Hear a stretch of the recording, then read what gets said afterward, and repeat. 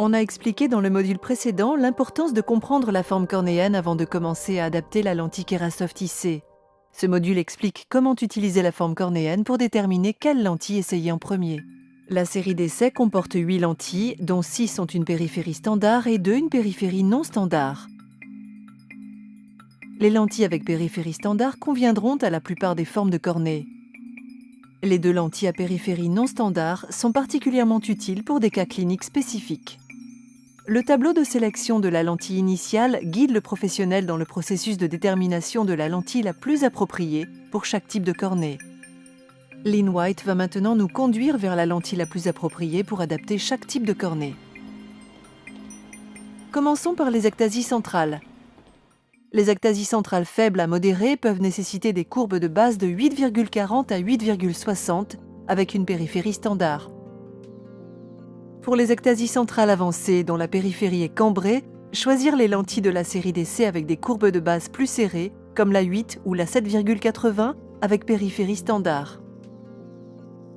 Il est important de noter que vous ne devez pas chercher à adapter sur la zone la plus serrée directement, mais davantage sur la forme globale de la cornée.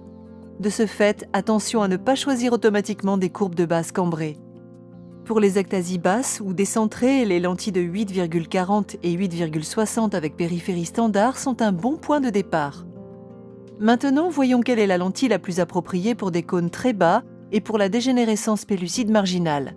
Les zones centrales de ce type de cornée sont souvent très plates, alors que d'autres zones sont habituellement significativement cambrées. Du fait de l'amplitude extrême des courbures, commencez avec la lentille de 8,20 à périphérie standard, puis vérifiez l'adaptation de cette lentille pour déterminer s'il faut aplatir ou cambrer la courbe de base. Les cornées post-chirurgicales présentent habituellement une forme à géométrie inversée, avec une cornée centrale plus plate que la périphérie. Ces cornées ne nécessitent cependant pas toujours une lentille à géométrie inversée.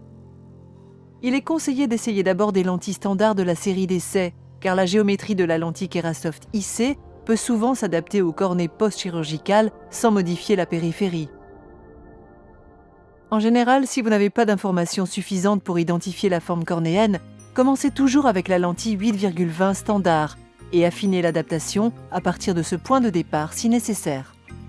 Le module suivant montrera comment vérifier l'adaptation de la lentille en utilisant le guide d'adaptation Kerasoft IC Morocco AV.